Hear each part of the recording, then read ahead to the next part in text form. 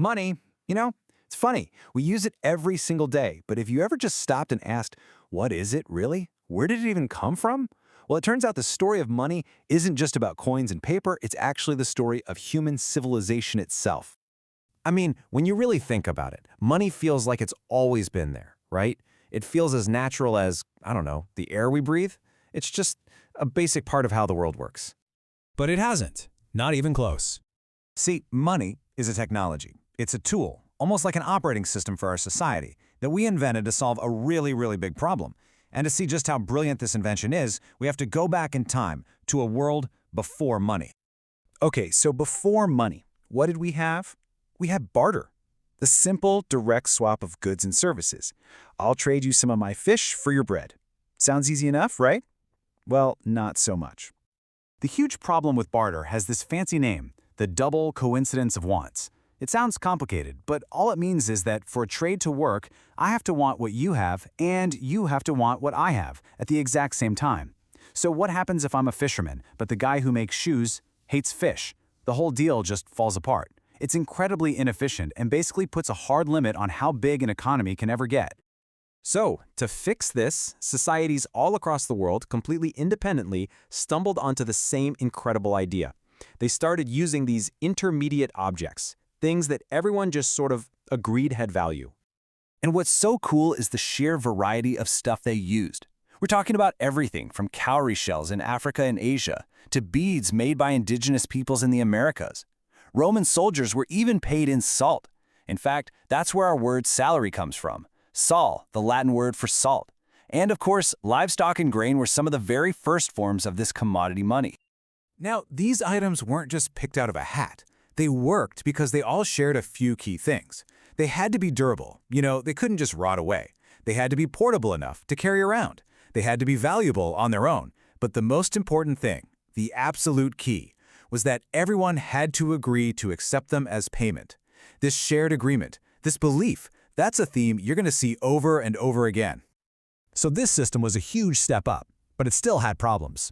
I mean, how exactly do you make change for half a cow? This challenge led to the next giant leap forward in the history of money, a true revolution.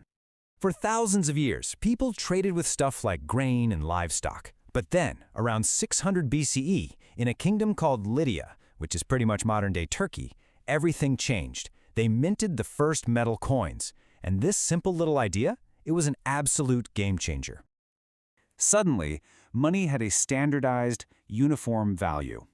This was huge. Governments could now easily collect taxes. They could pay soldiers, building massive professional armies. And all this stability fueled an explosion in trade, allowing empires to grow and economies to expand at a scale that was just unimaginable before. But you probably guessed it, coins had their own problem. Trying to buy something really big, like a ship full of cargo, means carrying thousands of gold coins. It's incredibly heavy, and it's also really dangerous. So, once again, a problem sparked the next great innovation. The solution popped up in 7th century China.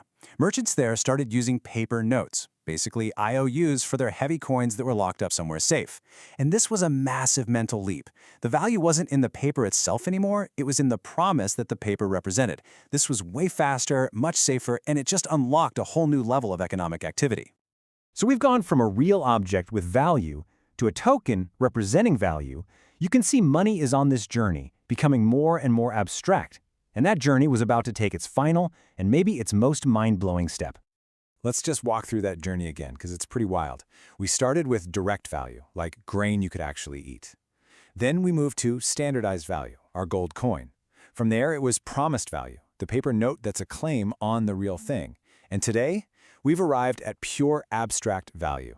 Money is nothing more than digital information. I mean, think about your own life. When you get paid, check your bank balance, or swipe a credit card, no physical thing is actually changing hands. It's all just data. Ones and zeros zipping through computer systems. The form has become completely invisible, but its purpose, to make exchange possible, is exactly the same as it was with those cowrie shells thousands of years ago. So after this entire trip, from cows and shells all the way to digital bits and bytes, we have to ask ourselves a much bigger question. If it's not the salt, and it's not the gold, and it's not the paper, and it's not even the numbers on a screen, what in the world are we actually using? And that's the real secret. Money, in any form, is simply a story we all agree to believe. Its power doesn't come from gold or government. It comes from our shared trust in each other. It's a technology of cooperation, built on nothing more than our collective faith. So the real question isn't what money is, but what story we'll all choose to believe in next.